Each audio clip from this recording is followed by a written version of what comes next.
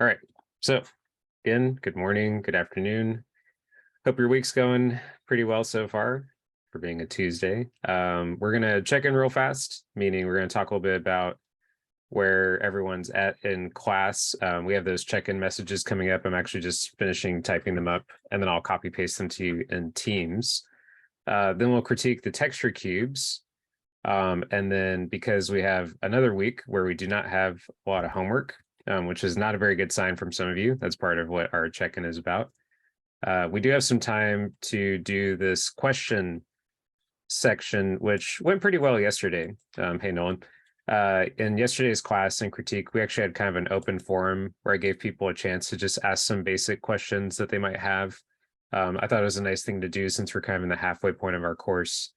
So we had some students who were asking things like how to draw glasses. We had something even just very simple, like how to draw a marshmallow. Someone asked questions about writing in comics and like different ways to show scenarios. So the point being, we'll have some time that since we're kind of in this halfway point, and it was actually pretty fun to do with the students, we'll kind of have this open discussion about like, what are some questions you have right now, some things you're kind of working on with drawing or painting, and I'll answer those on the fly. And then of course, again, if it's kind of slow, we have our master work that we can also check out that I have prepared. So as I mentioned, we have, I believe, oh, actually I didn't get my little, I just realized I didn't get my little celebration screen up there. I'm going to put that on there real fast. And give me a second.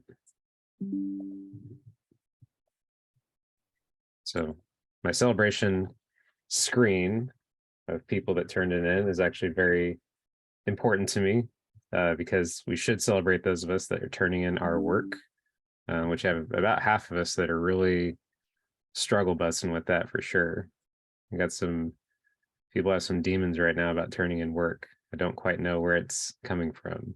Give me 1 second. I'm just making my little thing real fast. There we go. Okay. So yeah, as I mentioned, we have 4 assignments to review. We definitely need more assignments than this. And so that's part of our first little check-in real fast. I'm gonna put Rain's name over here.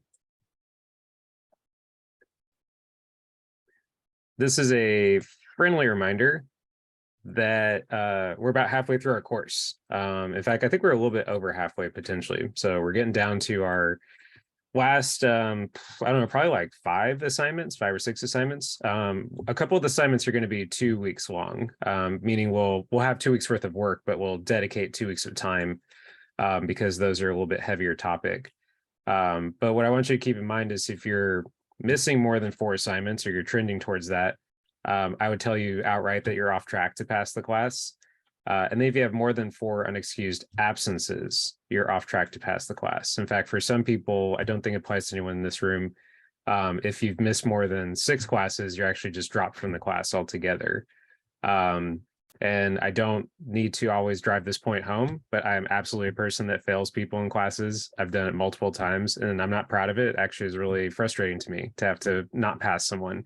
But we have standards. So turn in the work. If you're late on the work, get it in as soon as possible. Communicate about it. And just know that these are not empty comments.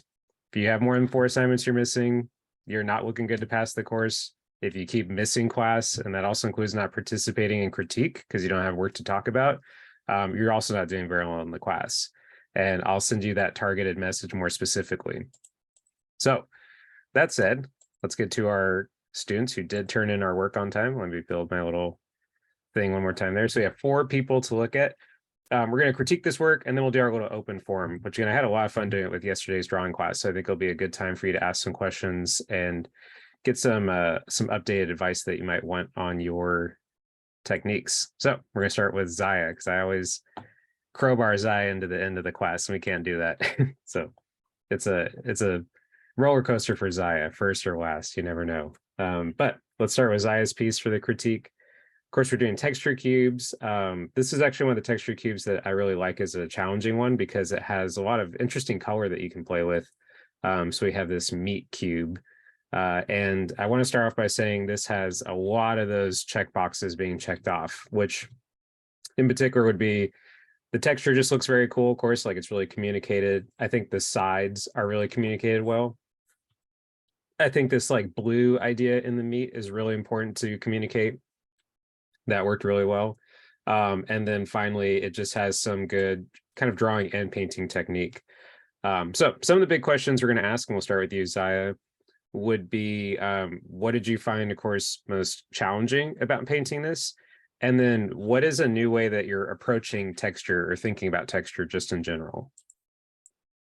So this was extremely challenging. This was way more challenging than I thought it'd be because I already drew stakes before, and like I drew them fairly fast, and I thought, okay, this is gonna be somewhat easy. I already know some textures, etc. But then I realized that from the last time I did it, I learned so much, and I had to all pack it into this little tiny cube.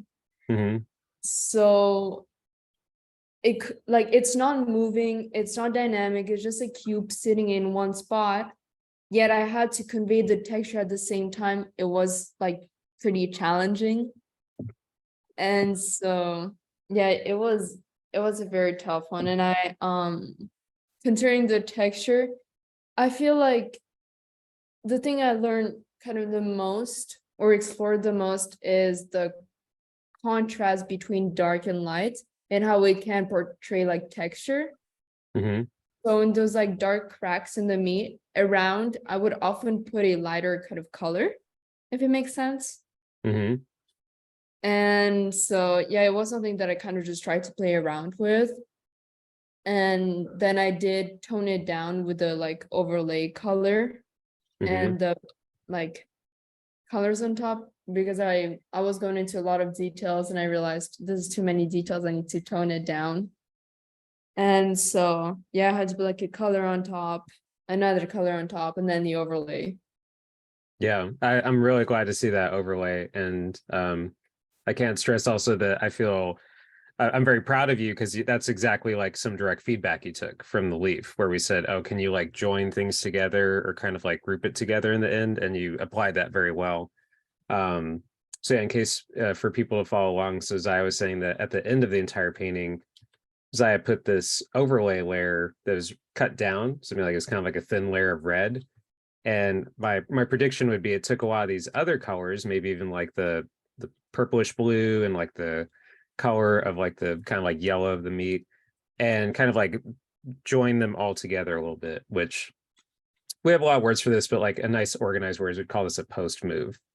Something like post production, like everything's finished. What are those last little moves you do? I love that you brought up doing the brighter color around the breaks and like the cracking in the meat. Because that's the idea that if there's, we'll even do it just on this gray. The idea if there's like a break or cracking in something, that it'll often produce a lip or like an edge. There'll be like a little bit of an edge or lip around it. So that's a very good observation, especially in these like sharper moments. So we see this in wood, we see it in rock, and then yeah, we even see it in the meat itself. Yeah, it's very, very good. It's actually one of those looks simple, but it's very complicated textures, especially because you have a lot of like colors you could play with. And I like what you said, if I heard you correctly, that this might not feel exciting at first. It's like, oh, it's a block or a cube of meat, even like it's not a face, it's not like hair, it's not like hands. Like, how do we get like kind of pumped up or action into it? And I think what you did well with that we would recommend to you, like, oh, how do you make this action packed or like a little bit more fun is shape. It's like you have really interesting shapes, you have really interesting little sections. Pardon me, you have very cool like little mark making. I even like that you have these really deliberate kind of like interesting shapes, little breakage in it. And so for better for worse, meaning like you could still paint something and be like, hey, I'm bored, or like this wasn't fun or something. For better for worse, like you certainly found like a lot of interesting stuff inside of it, which I think is great. I really, again, I feel very good about this overall. There's a value in here that might just feel like a little bit too dark, like just a little bit of a pit or like an abyss, And so you could always, of course, you could do it lighter, but then another thing you could potentially do is you could just sort of, the word I use kind of like flood. I mean, like just flood a little bit of fill in there. So as an example, most of the time we tell you, oh, why don't you make this like maybe just a little bit lighter, or, you know, don't make it as dark. We would say that. But another philosophy would be if there's some light kind of bouncing around the area, which it would, you could always pick a little lighter, but then maybe even skew that color more towards like blue, let's say. So of course that'd make it a little bit more like pink or purple. And so maybe very gently kind of flood or fill some of these shadows anywhere where it gets really dark. And we're trying to give it like a little bit of life. You see this in very classical painting. And then I feel like a dude, I haven't looked at this dude in a very long time. Incredibly good painter. You also see it in stuff like this would be a really good example. I'll show you a couple. So this is Justin Gerard, and he actually paints both digitally and traditionally, but overall his digital paintings just look exactly like a oil painting. It's like he tries to make the painting look as traditional as possible. And you can see like in a lot of these shadows, like especially in even like in the leg, that intentionally he's kind of like flooding color into it. So he's kind of gently flooding like, you know, this orange, for instance, into the shadows. You could see it on the underside of the sleeve, right? That's an example. I'll show you one more. You know, like here's an example. So you can see how the leg has some of that flooding, even like a quote unquote like pit that I talk about, right? Like the occlusion or something like really dark has like little bits of like warm color. Like here's a great example right here, that little like hot spot in the arm. And then this is one more that's like not as, these are like kind of busy illustrations. So here's a nice one that's just sort of isolated. So same thing, you can see what normally would be really dark, he's actually flooding that color in, and it still has the value of being a shadow. And so that would be a way to kind of like just give a little bit of life into those moments. And the only reason I'm directing you in that way is I'm telling you it's fun that like you don't have to make it just lighter. It's like you don't have to like just pick white or red. You could even pick kind of like a purple, or even like something weirdly even like hot. Like that's what we're just looking at, like a hot kind of like orange color. And sort of give some life to that moment that turns. And in a way, the last thing I'll say, because I know I can go on and on about color, in a way, you're not creating like a bunch of like visual weight down there. It kind of, we acknowledge it as being dark, but then we kind of visually move away from it, like our eyeballs. We kind of like say, oh, that's dark, but then we kind of go back to the stuff that actually really matters up here. Great piece, really, really good painting. And I think for me personally, like you do your own artwork, of course, but for me personally, I would call this a nice like level up week for you in my eyes, because I've seen a lot of like really cool drawing. You're doing like very cool drawing. And then now I'm like, wow, this is a great painting, really good color. So I'm feeling now neck to neck with your skills, like your drawing and your painting is like both feeling good. Do you have any other questions about your piece? No, actually, yeah, the dark part was the only kind of part I was worried about, because I wasn't sure what to do with the dark. Like, not really bounce light, can't do that much. Now can't really do gray. It started looking muddy, so I was wondering Yeah. what to do with it. So it's perfect. Thank you. Yeah. And again, you of all people, I think, have a proclivity, I mean, like a natural tendency to color and be more exciting. So you should do like the Justin Gerard thing. You could always like kind of cheat some color in there. And then when you get better at lighting and like thinking about it, you would literally like force or pretend to like, oh, there's a secondary light in this whole scene. You know, it's not just the one source of light. Yeah, very good. Really, really nice painting. Very pleased when I opened that up.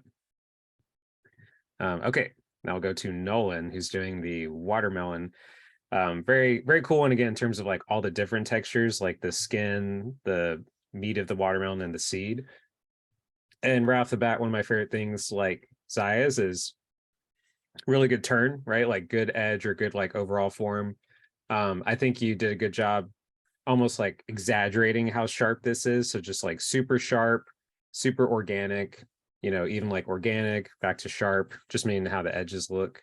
And then I think the color choice is really nice. And I really like the way you did the seeds. I think that looks good.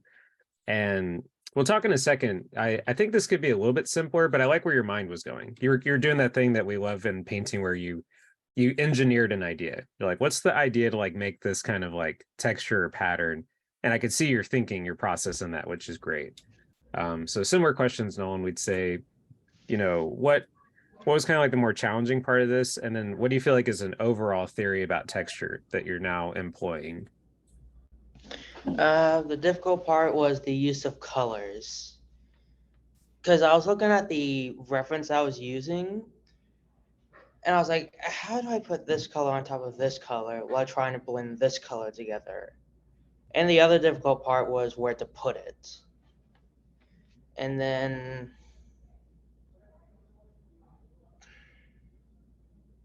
what was the second question again?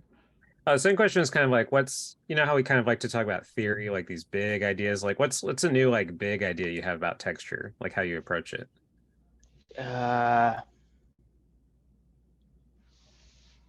I don't have any new ideas. I just know that it's hard, but once you get it done, it looks great. Which is like anything in art potentially, right? It's like it looks really hard. You and I were just talking about character course recently. Looks hard, Mhm. but then like yeah, when you're in the thick of it, um, there's like a place where you kind of get over this hump and it starts to feel like really good or look good. And we'd say that for sure about your piece. Like your piece feels and looks great. So you definitely got over that like difficult part of that hump. Before I tell you a couple of things, do you have any like direct questions, like anything that you want some direct help with? Mm, I guess I do, but I'm pretty sure you're gonna go over that because of the top. Yeah, I think this looks great. Again, the skin is very cool. I even like because I think I did in my example how sharp it is. So I'm gonna say again like that a lot. That's great. Um, the seeds look good, and then I think honestly the meat stuff, like these kinds of textures, just needed a little more variety of like small and big shapes. Because it feels and this isn't always a bad thing. It feels like more stippled. I mean, like it's kind of like more just lots of dots. And sometimes even like, for some of us who have that general idea of like impressionism, like, classic impressionist painting, we would say like, oh, it kind of feels like that. Um, but yeah, I think it just needs some like larger shapes here and there. So that's as simple as just joining some of the shapes up. And then you and Zaya, I would say in particular, can can sort of stomach a lot of these like big theory ideas that I bring up, like these sort of really uh macro, I mean like zoomed out ideas about painting. And one of those ideas would be just come up with like a plan of like how you want someone to move. And this is that level 99 stuff, meaning like you're already like tackling some of these really interesting things in painting and drawing. And that would be one of them where if you have kind of like this stuff with your smaller brush strokes, kind of like going all around. And genuinely as like an eyeball thing, we'd kind of be like, I wonder like what's the drive or like the direction, like where are these things going? Or what's like heavier, what's like lighter in weight visually. That would be a cool thing for you to play with. So for instance, maybe it's smaller like you do here on the top, maybe on the bottom it gets more solid, right?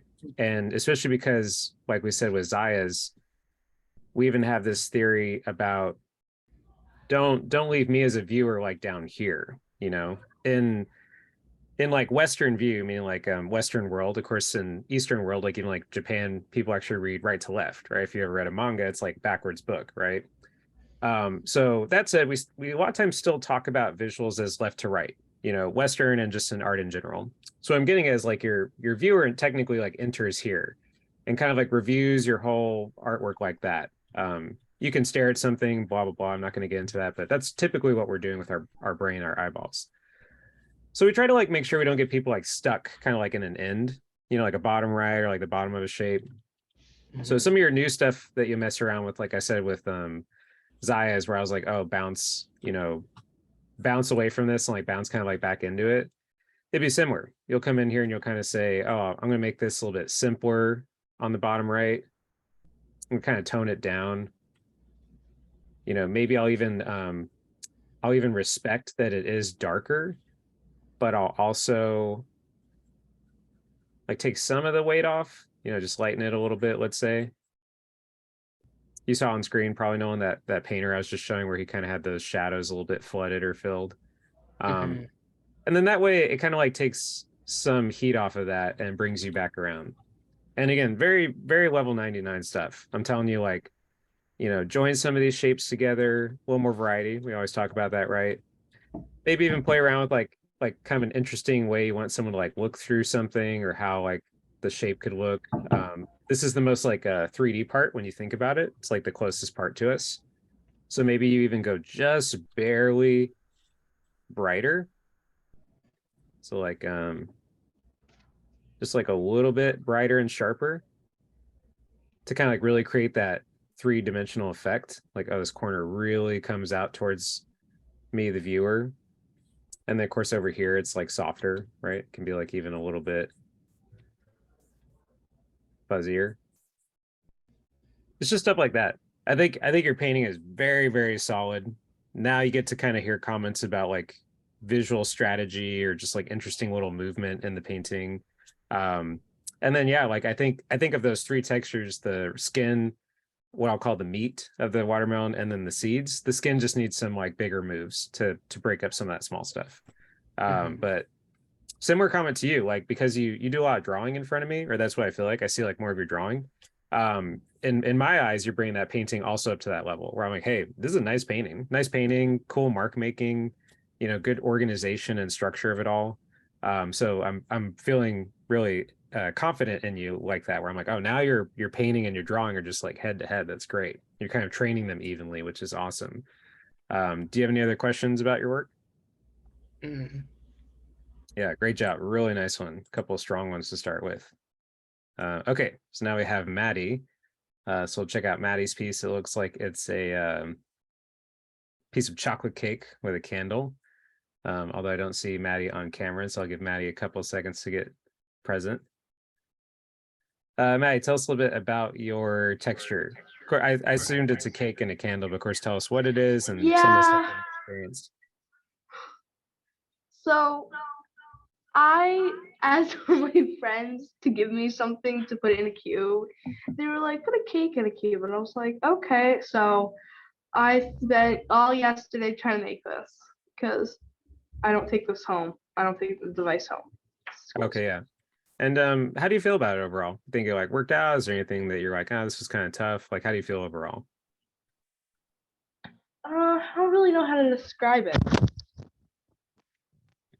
What do you think was successful? Like, what do you think works or like comes across well? I think the cube was successful. Hmm. I could probably like shape it a little bit better. Hmm. What about like the candle? Like, how do you think the candle went? It was a little wonky. The highlights were not the best. You know, for what it's worth, I kind of like the wonky because it's, I don't know, I always like stuff to be like perfect, like straight, because that's kind of boring Yeah. visually. So I actually kind of like Mhm. the little tilt in it. Um, so I'm going to give you three things, really simple ones that I would say, like three things to push this. One would be kind of like the turn of the cube. And actually, let's just go two, because this one is more important, which would just be the silhouette or like the outside shape of things. So these are like the two main things I would tell you on your piece. First of all, it works, right? I saw it's a cake. Mhm. I saw the candle. Actually, I just remembered my third one, which would be some background color because I want to see that candle glow. So what I would say overall is first like the term. So I will tell you that when we look at your whole like three-sided cube, let's say like the top, you know, front and side or something, there's not like a ton of difference in how those are colored or like shaded. So it would be nice if like Mhm. one side was maybe a little bit darker to kind of give it some more dimension. It looks Mhm. like you put some bright like over here. So an example would be maybe you just have a little bit of dark, let's say like on this side of the cube. Yeah. So yeah, we'd call that again like turn. So just like turn it a little bit more. Mhm. Now a really big one is what we call the silhouette. That's just like the outside of a shape. So for instance, like if you look at me on the small camera, like imagine just my whole outline, that's my silhouette. And you have two really cool things in your textures. You have the icing that kind of drips, right? Like this. And then you actually have the candle that also has like wax that would drip on it. And you put those in there. And what we would want to do more of or push is that you should have them also kind of on the silhouette or the outside of the shape. Because that'll I make was those gonna shapes. do that. Oh, go ahead. What was that? I was gonna do that, but I was like, well, I had to make it like more like a cube, not like a circular thing. Yeah, So and I'm I gonna know where do you're coming that. from. Yeah, I know where you're coming from. I like that you're trying to respect like, oh, I need to make it as like much of a cube or as a box as possible.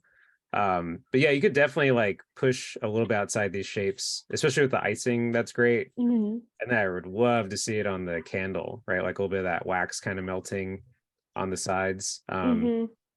Maybe even like you could have some fun with how this candle kind of like enters the cake. So I mean like it's kind of sort of like pushed or punched into the cake. Maybe there's like a little bit of like crumb from it being pushed out. These are kind of like character ideas, right? Sort of like pushing the character of those shapes a little bit more. Yeah. And then the last one was a thing I had recommended for people, which is I can't do this super fast on your piece. So I'll try to do it like pretty quick. But you should in the future, especially on this piece, put like a little bit of background color. I'm gonna do like a really cheesy version of it. So kind of like, sorry, 1 second. So I can't cut it perfect. Yeah, like a little background color would be nice. Because then it would have been really fun to see your candle have like a little glow, right? Like you could do a little bit of like glow like that. And I like that there's even like the opportunity, I think you have a little bit here, like, oh, it could even gently like glow on the icing or something a little bit. So like many of the weeks that I talk about with work, this one has like a really good like base, I mean like the 80% of it's there. It communicates well, which is all that really matters, right? It's like, hey, it looks like a cake. It's got looks like a candle. That's awesome. And then yeah, like little moments to kind of like push it more would be fun. And if I had to pick a really important one, it'd be that outline idea, like little things kind of making those shapes feel even more interesting on the outside. Do you have any other questions about your work? No. Yeah, nice job. I like it. And thank you so much for turning that in. Thank you. Okay, last but not least, we have Rain's piece, which is very interdimensional to me. It's sort of like a duck in a some kind of like duck in an otherworldly item or whatever. And it's like a glass, which I like a lot. So it's like a little, it has like a little narrative almost, like this little protected duck. So Rain, go ahead and tell us a little bit, kind of like we asked other students, like what kind of texture do you think worked well, or like how was it overall as an experience? You know, what are some new ideas you have when it comes to painting texture? I think it really just kind of like uh it's very hard for me to do because I kind of like my schedule was like very not great this week, so I kind of did not have very much time to do it. Mhm. Like I literally did it this morning Mhm. and uh so I think it really, I don't know, it really it helped me learn how to make glowing textures. How's that? Yeah, did you, And by the way, for the glowing stuff, did you use like I don't know if I can see it on here. Did you use like a different kind of layer mode to make the glow, or is it just like an airbrush? I just sort of duplicated the layer and then did like some minor Gaussian blur and then messed around with an airbrush a lot. It Yeah, should be. I like that a lot, by the way. That's like a very traditional way to approach it. So instead of actually, Yeah. sometimes those layer modes, they're really cool, but they can get kind of like gimmicky, truly. Like I try to even tell people to be careful of Yeah. making like gimmicky stuff. So yeah, I like that you just blurred some paint or blurred some color. Yeah. That's a more like, again, traditional way to think about it. One more quick question, because I think like many things, it's like in that, you know, really getting close stage or like a lot of good stuff happening with it. How do you want this to be kind of like sort of fantastical, or is it just like glass? Like you're just going for like glass overall? honestly, I think it's funnier if it's fantastical, so you can go Yeah. with that. Yeah, because I like the really like hot, meaning like that really bright kind of sharp blue. I think that's why I keep leaning towards it. It feels like something I'd seen like a game, kind of like a game item or something, which I like that a lot. That's usually a blue I use when I'm gonna change the color later, but then I just kind of forgot about changing the color and I just kind of went with it. Yeah, I like it a lot. It's really like I think. Oh, you know what is? I don't know why I'm not saying this out loud. What's really catching me is, of course, it's just a great color with the duck color because you're getting some of that complementary color idea. The sort of like blue and orange. Yeah. Your duck's yellow, but it's kind of like that more orange yellow. Yeah. So yeah, I Like think that's warm really yellow. exactly. Yeah, warm yellow. Um, Oh, yeah, I I really think wish like I put the duck separate. Or like if I duplicated the duck and put it separate because it has some really good shading. Like the shading I went slightly redder for, but you mhm. can't really see it well through the cube, which is a shame. Yeah, I can see though. There's a lot of like nice finessing. I mean, like a lot of nice like treatment of the duck. I can tell this especially I like a lot. Like that very gentle shadow to show the head to the body. I think is great. Yeah. Yeah, I think if you kind of like leaned into some more of this transparency idea, so you kind of put like a little bit of color going over the duck itself, like the quote unquote wall of the glass. I think that'd be really cool. And then depending on I like think there's a little. There's a little. It's just hard to see. yeah, I can Sorry. tell because what I like is I can tell like this whole color is kind of dulled down a little bit from the blue, which is good. That makes me really believe it's like in there. Um, but yeah, if you did that, and then also you could mess a little bit with the thickness or like the walls of the glass, which we did that really fast demo. It would have been nice to have a little more time on the other class, but that is something you mess with a lot when you do glass and stuff, is you kind of play with like how thick are these walls. You kind of give them a little bit of weight. And then of course, wherever there's little like joints, you can put some specular. Like I say this a lot because Yeah. it's the truth. There's like a lot of really good stuff going on with this. You just like keep, yeah, adding like a little bit of that glass kind of work to it. And Yeah. then some people even like to do like scuffing. I don't always do that depending on the idea, but that's also a nice way to show like a little glass or a wall idea. And there's like gentle little scratches and scuffs. Yeah. One thing that's fun about that, especially for game or like narrative, is you're showing it's like handled, right? It's kind of like used, which I was talking about this with Nolan and Zaya, kind of like these boss mode, these level 99 ideas, like big ideas. That's a big idea in concept art, is how do you make the thing look experienced and used? Like you don't just draw a sword or like a shield or something, but it's like it's a sword that's been fought with, or it's a shield that's been like whacked, and then same thing, you do these little items sometimes and you're like, how do I make little hints of like wear and tear on it? It's really Yeah. fun. This painting is very fun to me, and I think again it could keep going if you wanted. I think it's got a lot of cool stuff going on. And your cube looks really great, by the way. Your cube has, as I was talking about, that really nice communication of like turning. Yeah. Um, I'm also really sad that I forgot to duplicate the base cube so I could show that. I think I still have an image of it, but yeah, it's a shame. oh, do you mean like the little kind of like the sketch of it? Like the little Yeah, yeah. because I think it looked really good. Because I like specifically added like curves, and I literally had to ask my friend, like, "Is this what a cube looks like?" Yeah, and I talked about it on the lecture, like how to draw a cube, but there's actually a lot of it that is what you just said, where sometimes it just does or doesn't feel right. You have to kind of like troubleshoot it from there. So it's with perspective. Yeah, So many people draw perspective and eventually it just becomes more like emotional, like does it feel good or not, versus being like too yeah. mathematical. By the way, real quick, this is a little bit of an aside. What's this guy's name? Okay, perspective. I don't talk about books too much because I know people have their based on homework submissions, right? People have their investments in this class or their investments in art in general. But if you like perspective stuff, like I talked about a box and all that, this is a super good book. Goodness, hold on a second. There we go. I was thinking back because I was talking about boxes. Really good perspective book.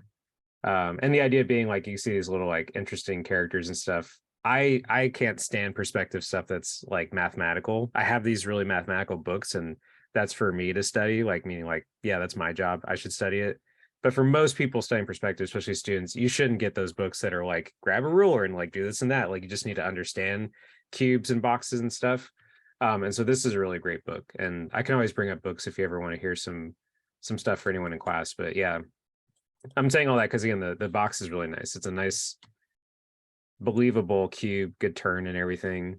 Yeah, I like that you could do some of this like little light coming through maybe in the future. So yeah, I mean, this is a great communication of textures. And even though it doesn't at first seem like it, it's also fun that there's technically two very distinct ones in here. We have the glass and then kind of like this little solid rubber duck. And my kudos, like my celebration of you would be that your duck feels very good because you didn't go so sharp on the shadows. Like you very intentionally did these really soft shadows like over here, which would happen with something like this. This thing doesn't have pits, like doesn't have parts that get super dark. It's just a pretty even shape. Do you have any other questions about your work? Nope. Yeah, nice job. Very cool one. One of those ones, if I had more time, I'd like to try one myself. Okay. So that said, we critiqued everyone's work for everyone in class. So I'm talking Jalen, Genesis, LJ, Mia, all of you who are in my class, of course, right now as we speak. We want to open up like a couple of questions that you can ask that are drawing or painting related. So as I mentioned yesterday in class, I kind of checked with people and I said like, hey, just ask me a question. Like what's something you're kind of wanting to think about with drawing or painting? And I tried to answer as many as possible. And it's just kind of a nice way to check in, especially with halfway in the term. It could be about something we've done in class. It could be totally unrelated. Going to give you a quick example. Like I was helping some students with how to draw glasses. I helped someone how to draw marshmallows. I helped someone with narrative and comics, like how to really understand the communication of different feelings or emotions in comics. So I would ask if you have a question, ask any question you want drawing or painting related, or we'll open forum.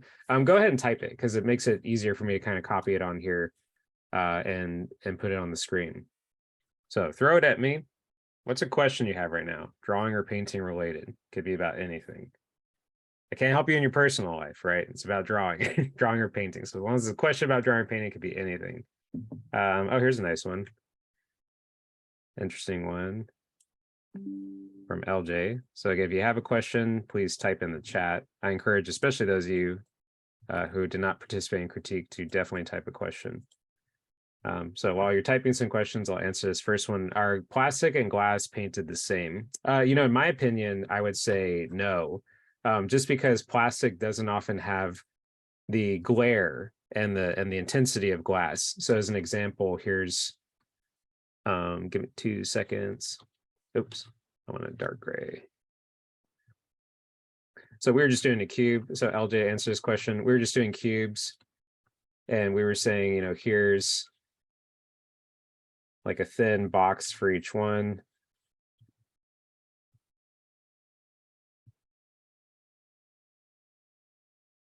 Here's one box. I'll just duplicate this to make it go faster. Yeah, to me, like plastic, which I gotta be honest, like plastic as a material doesn't even come up a lot in my world. I feel like plastic comes up in like sci-fi and stuff. That's just my first gut reaction. And of course, if you're painting slice of life, you're painting a plastic toy, let's say even. But what I would say is that question, plastic to me is much duller because it's not as thick usually. And it just has more of a flat finish. Speaking of that discussion we had before. So if I was doing like a plastic, cube or box, I'd probably paint more of these like large kind of swaths or swatches of glare. So kind of like a nice glare, of course, some transparency. It's like foggier, right? So like this is a little bit foggier. I do really like the scuffs, right? You'd actually think about that plastic, whether it's a toy or something, just has like more, it's less durable than glass. So it's going to be like scuffed a little bit more. And then I wouldn't get really hot with those highlights. I mean, like I would never get those highlights too bright. Still do the same ideas, but not as bright. And then glass, of course, you can go ham. I mean, like you could definitely show like big glare, big shapes of glare, that thick kind of like wall. Glass could probably be a little bit more transparent. I mean, like you might even see more of what's happening inside of it.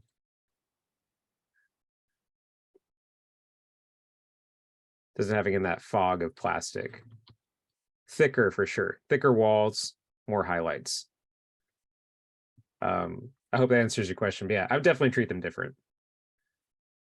That's a good question. And then again, for anyone, oh, here we go. If you don't mind, for speaking of, I'm getting these in order. What's the best way to learn color theory? What's funny is your question. What's the best way to learn color theory? I'm gonna do a mini what's the word? Mini shout out. The best way to learn color theory is to take the character design on-demand elective eventually, especially because Mr. Nolan is actually on color theory as we speak. But I'll flash a quick picture of that. So yeah, I'll show that in actually just a second. Oh, that's a great one. What does it mean to render? And I'm actually gonna, I saw that Zaya kind of followed up, so I'll just kind of leave these. So again, for Jalen, Mia, anyone else who did not participate in critique, I highly recommend you ask a question.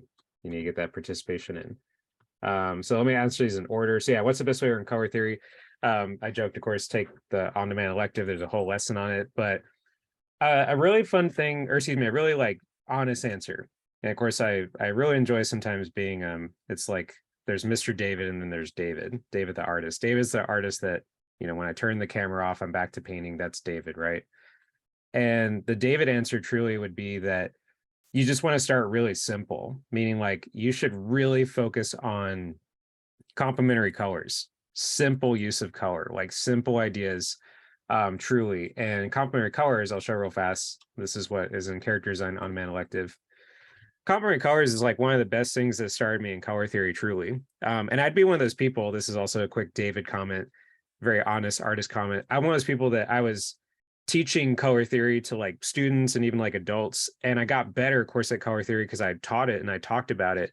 But so much of it just boiled down to complementary colors, meaning like using complementary colors together, using them in the light and dark of things. Like if I wanted to paint, you know, the lime, let's say, like the actual, you know, a little bit deeper, sorry. If I wanted to paint like a lime and I was actually painting with watercolor paint and I was like, how do I make this shadow color? It's like, well, I just put like a touch of red into the shadow, you know, and that could be a really nice, neutral, important color. What you learn also with color theory is that just because Goku is actually complementary colors, blue and orange, this is also a complementary color palette, right? This blue, this orange. So it doesn't always have to be these loud cartoony ideas, right? It can be very subtle uses of blue and orange, yellow, purple, red, green. But besides like all the info you can get, including like, if I see correctly, you're talking about, you know, like painting skin and stuff like that. Yeah, green lighting on skin, etc. Yeah, I think your understanding of complementary colors, like how they look when they mix together, which includes telling yourself, just because these colors are complementary and look good or vibrate visually with one another, they look, goodness, they look very neutral when they mix. That's the whole point of complementary colors. They look nice together to one another, but when they mix, especially in real life, watercolor, oil paint, all the above, they turn to compound color, which means like darks. That's why I'm gonna diagnose everyone in class. If you ever paint with watercolor paint, you get that little watercolor thing you painted as a kid, the whole thing started to turn into mud. You mix complementary colors. That's exactly the problem that happened or arose. So complementary colors and having a super deep understanding and application of it, for me, is the gateway to a lot of stuff about color. And then ultimately what you'll realize too is that when you talk about stuff like skin, like you just said, so there's that skin tone, you know, there's that rich one, there's like a pale one. And you're saying like, you know, what does green light do to these things? in a way you're doing math, meaning like, well, what does green light do to this quote unquote orange color? Like, what does green and orange make? Of course, it makes like neutrals, right? What does green and this like richer brown make? You know, make colors like this olive. And so the simple answer to sum all that up would be absolutely like challenging topic, color theory. But as someone who feels pretty confident with color at this point and remembers every moment of not being remotely good at it, that was my gateway. Was if when I got really solid about complementary color, designing with it and mixing with it and painting with it, everything else started to make a lot more sense. And then also, let's go to Genesis question. I mean this very seriously. You worship literally this bar, meaning like this whole thing right here, hue, saturation, value. You like really understand like how that thing works. And that helped me out. What does it mean to render? This Genesis question. What does it mean to render?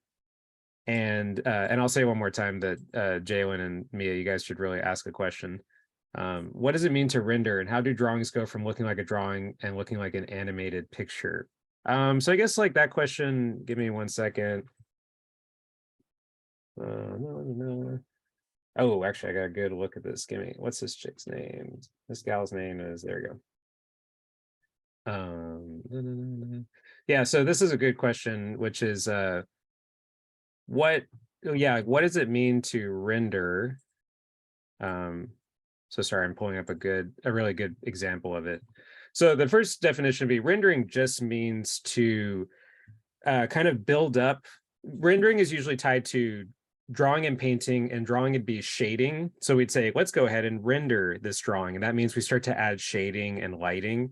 Painting is very similar. We're going to go ahead and render this. We're going to start adding shading, lighting. And even with this whole week that we did, Genesis, that's a really good example of rendering, is when you start to add light and texture to something. Usually rendering is not quite a word we would use for drawing, like inking the Pokemon and then putting color flat on it. That's not quite rendering, because we colored it, we made it clean, it's a piece of artwork. But rendering really starts to involve texture and lighting into something. So a great example visually of how that looks would be this gal, very good riot painter, Jennifer Vustling. And you can see like drawing, color, and then of course like rendering, right? So what we would say in this like little animation, this little GIF right here, is that this is a heavy amount of rendering. I mean, like this gal is painting, rendering. I said in another class, I think these are usually like 100-hour paintings. And that's not a joke, or that's not like, oh, cool. It's like, is it like 100 hours? Like, no, it's like 100 hours. Like, think of your life, think of what you do during a week, 100 hours of painting, right? But yeah, rendering is usually just the buildup of light and texture. And that can get as nuanced as it needs to be. One of the jokes about these paintings is if you watch this little animation at like step 4 or 5, it's still cool looking. It's like, boom, right there. That's a pretty cool looking painting. And it just keeps going, right? It just keeps getting more and more like rendered and refined. So the active rendering, again, is often related to purely light and texture. You could have a thing like right in front of us, like how that looks in that step 2 or 3 of this, and it's pretty chill looking. Rendering would just be you keep going and going with it.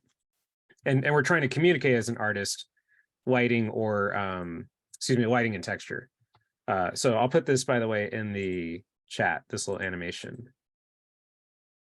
Okay, just writing a quick note.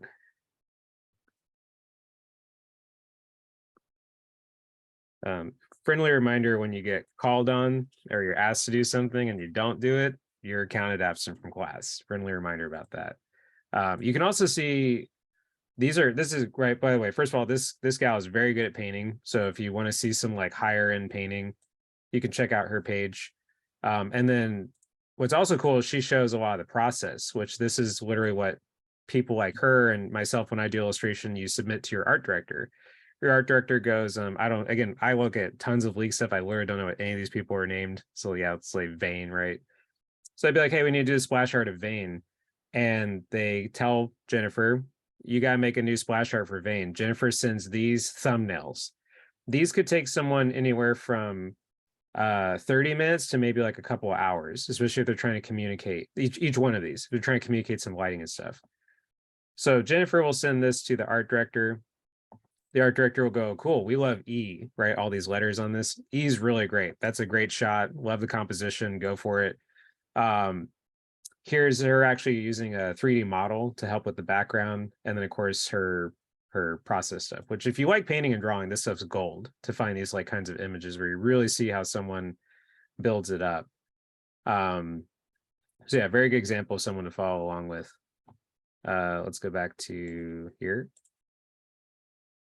Yeah, great question. It's just because you hear that term a lot. You hear like rendering a lot.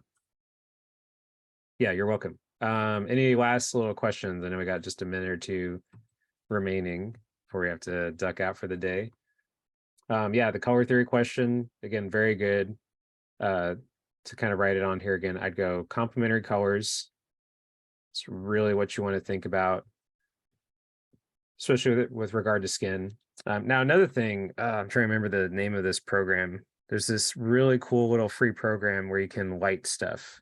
Oh man, I don't remember what it's called. If I remember it, I'll put it on Teams or I'll message it to you, Zaya.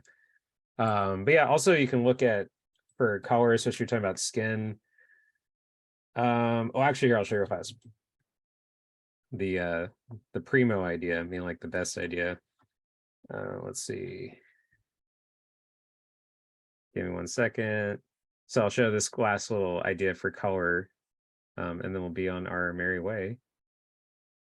Oops, it's taking too long. Give me a second. Lighting. So that specific question also was how does color affect skin? Like how does lighting affect skin? And one final thing to show would be film is like the best thing you can also look at.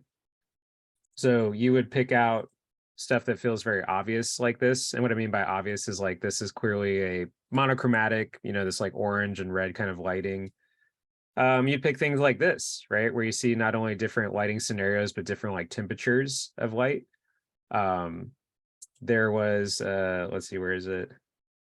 Yeah, here's a really great one, right? Showing like how this fire, first of all, here's some prime example of complementary colors, which you see all the time in film. So you're painting this, meaning like you're designing this. It could be this Western idea, it could be whatever you want. And once you learn complementary colors, you learn blue and orange, red and green, yellow and purple. That's all you ever see. Oh gee, what's the whole scenario of this shot? Complementary colors. It's blue and orange. And specifically, it's a very dull, meaning like secondary. This is the dull color. And this is the featured color, right? They're not equal. It's not like super neon blue and super neon orange. One color is more prominent, the other one's duller. You know, here's some great monochromatic stuff. Something like these are like these easy ways to see how color can affect skin. And the last thing I'll say, and then let's head out, is when you sometimes also ask those questions like, well, how does color affect skin, or how does lighting affect skin? How does it affect dark and light skin, etc.? It definitely will interact. But these are also examples of that hierarchy we talked about. And we've said a few times in class. If the shapes of the light and dark, I mean like the shape of a highlight or the shape of a shadow is accurate and makes sense to the head, if the brightness of something and the darkness of something are correct, the color can be absolutely anything. Is this guy like literally a blue alien? For a lot of us, for context, we'd say no, he's just lit in blue light, right? Is this Robert Downey? It looks like Robert Downey. Is he a red alien or something? No, he's got skin. He's just lit by red. So we don't actually care a lot about color once we get these things going. So that's also an application to that question would be, you know, how do you get good at color is also being very strong in the shape and the values, and then being able to affect that color. But yeah, complementary colors, that's the gateway. That gets you everywhere with color, and then you see it nonstop. That's why you can just look at this random picture and go, boom, complementary colors. That's all people use, and they should. It's reliable, it's easy, and it's visually exciting. Go have a great rest of your day. Thanks for those of you who participated and turned in some homework. We will see you for our upcoming lesson that I'm looking forward to teaching you. Talk to you soon. Take care. See ya. Bye, guys.